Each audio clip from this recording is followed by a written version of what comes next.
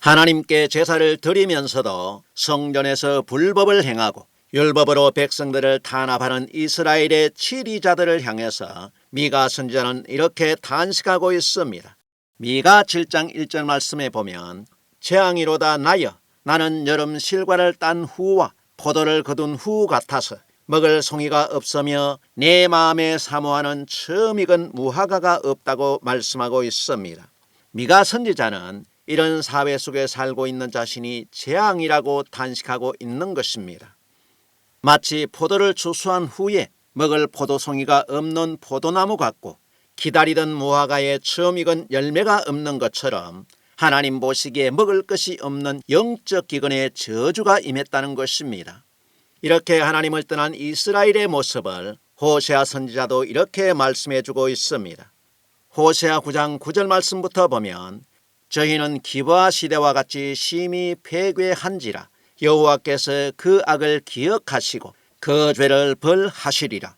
옛적에 내가 이스라엘 만나기를 광야에서 포도를 만남같이 하였으며 너희 열저 보기를 무화과 나무에서 처음 맺힌 첫 열매를 봄같이 하였거늘 저희가 바알보올에게 가서 부끄러운 우상에게 몸을 들이므로 저희의 사랑하는 우상같이 가증하여졌다고 말씀하고 있습니다.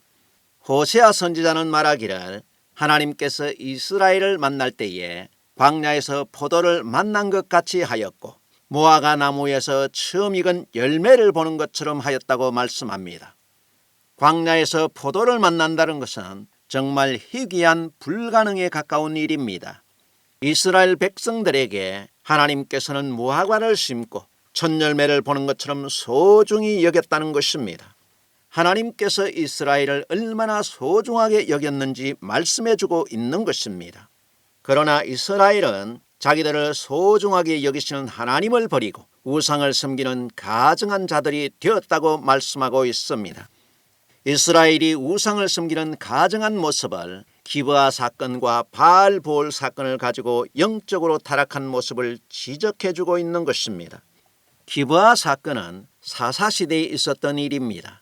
사사기 19장에 보면 에브라임 지파에 사는 어떤 레위 사람이 유다 베들레헴에서 첩을 취했습니다.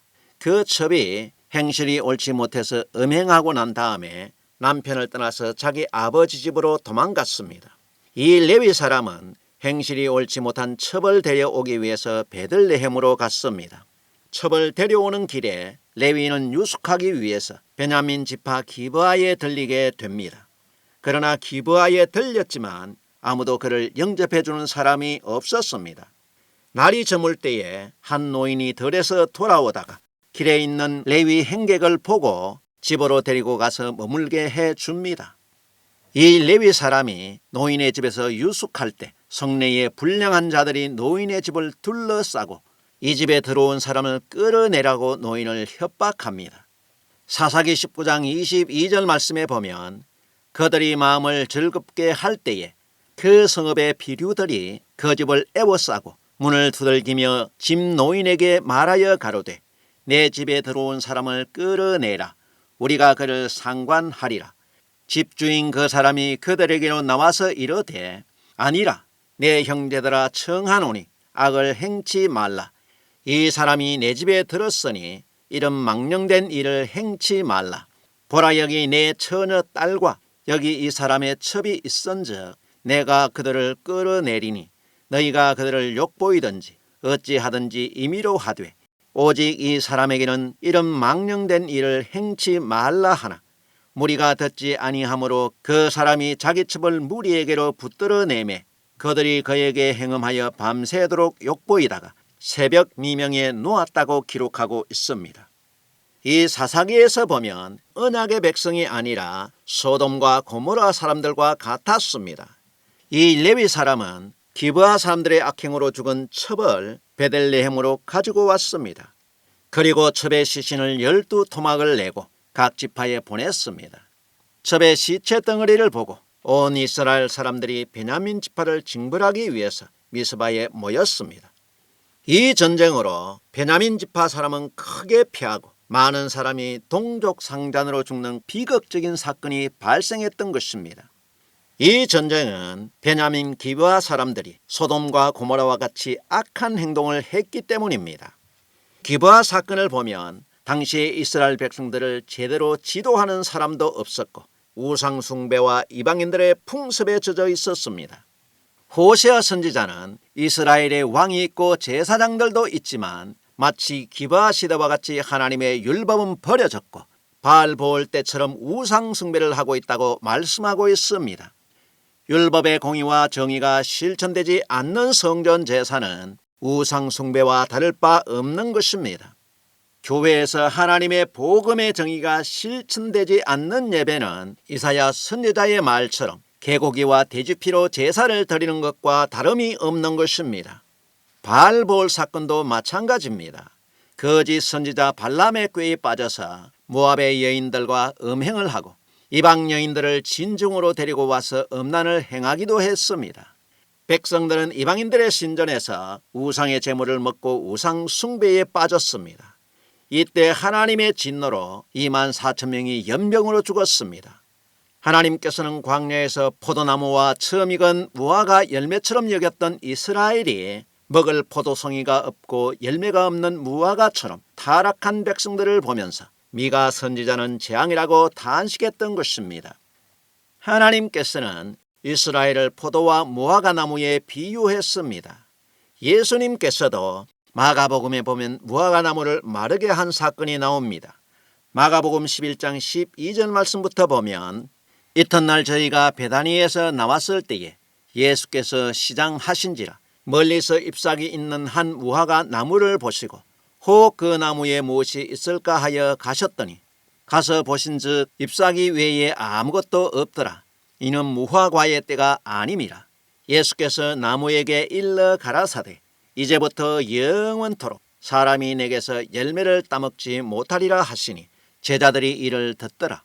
20절 말씀에 저희가 아침에 나갈 때에 무화과 나무가 뿌리로부터 마른 것을 보고 베드로가 생각이 나서 여짜오되 라삐어 보소서 저주하신 무화과가 말랐나이다. 예수께서 대답하여 저희에게 이르시되 하나님을 믿으라 라고 말씀하셨습니다. 예수님께서는 무화과 열매가 맺을 시기가 아닌데 왜 무화과 나무에 가서 열매가 있는지 살폈을까요? 예수님께서 바라본 이스라엘이 잎만 무성하고 열매를 맺지 못하는 무화과 나무와 같다는 것입니다. 예수님도 무화과 열매가 맺을 때가 아닌 것을 알고 계십니다. 배가 고파서 무화과 열매를 따먹기 위해서입니까? 그렇지 않습니다.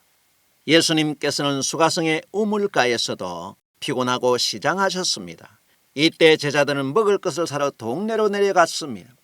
돌아온 제자들은 예수님께서 여인과 대화를 하신 것을 보면서 누가 잡수실 것을 갖다 드렸는가 물었을 때 예수님께서는 이렇게 말씀하셨습니다. 나의 양식은 나를 보내신 이의 뜻을 행하며 그의 일을 온전히 이루는 것이라고 하시면서 시장한 것을 개의치 않았습니다. 이런 예수님께서 아무 잘못도 없는 무화과 나무를 저주하시고 뿌리까지 마르게 하신 이유가 무엇입니까? 포도나무와 무화과에 비유했던 이스라엘이 멸망당할 것을 제자들에게 보여주신 것입니다.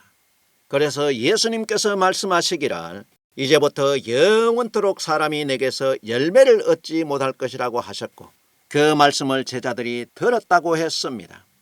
제사장 나라였던 이스라엘을 통해서 이제는 영생의 열매를 얻지 못하고 예수님을 통해서 영생의 열매를 얻을 수 있다는 것을 제자들에게 말씀하신 것입니다.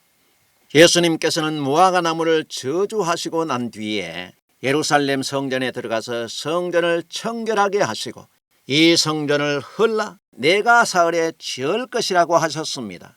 성전을 청결하게 하신 후에 성전에서 나올 때 제자들이 보니까 예수님께서 말씀하신 그 무화과 나무가 뿌리까지 말라 있었던 것입니다. 예수님께서는 말라버린 무화과 나무에 대해서는 말씀하지 않으시고 제자들에게 하나님을 믿으라고만 말씀하셨습니다. 하나님께서 무화과 나무 첫 열매처럼 소중하게 여겼던 이스라엘 백성들이 하나님의 성전을 소돔과 고모라처럼 음란한 우상 숭배와 장사꾼들의 장터로 만들었기 때문에 AD 70년 로마에 의해서 무화과 나무처럼 뿌리까지 말라버리게 만드신 것입니다. 그래서 모세로 말미암아 세웠던 이스라엘의 제사장 나라는 뿌리까지 말라 없어진 것입니다. 2000년이 지난 지금 이스라엘이 독립을 하고 제3성전을 짓는다고 떠들어대고 있지만 지금의 이스라엘은 더 이상 하나님과 상관이 없는 일반 세속 국가입니다. 지금도 교회가 유대인들처럼 재물을 쫓아 복음을 버리고 예수님께서 헐어버린 유대인들의 제3성전을 따라 세상을 쫓아간다면 하나님께 버림을 받고 무화과 나무처럼 생명의 능력이 말라버린 죽은 이방 종교가 될 수밖에 없는 것입니다. 미가 7장 2절 말씀부터 보면 악한 무화과가 되어서 재앙으로 변한 이스라엘을 이렇게 말씀해주고 있습니다. 이와 같이 선인이 세상에서 끊어졌고 정직자가 인간에 없도다. 무리가 다 피를 흘리려고 매복하며 각기 그물로 그 형제를 잡으려 하고 두 손으로 악을 부지런히 행하도다. 그 군장과 재판자는 뇌물을 구하며 대인은 마음에 악한 사욕을 바라며 서로 연락을 취하니 그들의 가장 선한 자라도 가시 같고 가장 정직한 자라도 찔레 울타리보다 더하도다. 그들의 파수꾼들의 날 곧 그들의 형벌의 날이 임하였으니 이제는 그들이 요란하리로다 라고 말씀하고 있습니다. 미가 선지자는 이스라엘 사회에 선한 사람과 정직한 사람이 없다고 단식하고 있습니다. 이것이 재앙이라는 것입니다. 악한 사람이 치리자가 되고 재판을 담당한 레위 사람들은 뇌물을 구하고 방백들은 개인의 사욕을 위해서 서로 연합을 하고 가장 선한 사람도 가시 같고 가장 정직한 사람도 찔레 울타리보다 더하다고 말씀하고 있습니다. 이스라엘 사회가 기브아 시대와 바알보올 시대처럼 악한 사회가 되었다는 것입니다. 그러므로 하나님께서는 이스라엘에게 형벌과 심판의 날이 요란하게 임할 것이라고 말씀하고 있습니다. 오늘날도 교회가 선지자들의 말을 버리고 청종하지 않게 되면 성전의 문턱을 밟고 있어도 그들에게 심판의 날이 임하는 것은 불을 보듯 뻔한 것입니다. 미가 선지자 시대는 히스기야라고 하는 비교적 선한 왕이 치리하던 때였습니다. 그러함에도 불구하고 이스라엘 사회에서 하나님의 율법이 사라지고 관리들의 불법과 악행이 난무했던 것입니다. 이렇게 아무런 사회에서도 미가 선지자는 자기의 신앙을 이렇게 고백하고 있습니다. 미가 7장 7절 말씀부터 보면 오직 나는 여호와를 우러러보며 나를 구원하시는 하나님을 바라보나니 나의 하나님이 나를 들으시리로다. 나의 대적이여 나로 인하여 기뻐하지 말지어다. 나는 엎드러질지라도 일어날 것이요 어두운 데 앉을지라도 여호와께서 나의 빛이 될 것이라고 말씀하고 있습니다. 미가 선지자는 가시와 찔레 같은 악한 자들이 울타리처럼 둘러있는 가운데서도 오직 나는 구원의 하나님 여호와를 바라볼 것이라고 말씀하고 있습니다. 나를 구원하시는 하나님께서 비록 내가 엎드러져도 일어나게 하시고 어두운 가운데 살고 있어도 하나님께서 나의 빛이 되실 것이라고 노래하고 있습니다. 절망 가운데서도 선지자들은 희망을 잃지 않았고 항상 하나님으로 소망을 삼았습니다. 하박국 선지자도 미가 선지자와 같이 고백했습니다. 하박국 3장 17절 말씀부터 보면 비록 무화과 나무가 무성치 못하며 포도나무에 열매가 없으며 감람나무에 소출이 없으며 밭에 식물이 없으며 우리의 양이 없으며 외양간에 소가 없을지라도 나는 여호와를 인하여 즐거워하며 나의 구원의 하나님을 인하여 기뻐하리로다 라고 말씀하고 있습니다. 우리가 사방을 둘러봐도 희망이 보이지 않고 재앙이 임하는 것을 보십니까? 우리는 이런 절망 중에도 선지자들처럼 구원의 하나님을 인하여 기뻐하고 여호와로 인하여 즐거워하는 자들에게 하나님께서 우리의 빛이 되십니다. 하박국 선지자의 말처럼 비록 무화과 나무가 무성치 못하고 외양간에 소가 없어도 구원의 하나님께 넘어진 자는 희망에 빠진 복된 사람들입니다.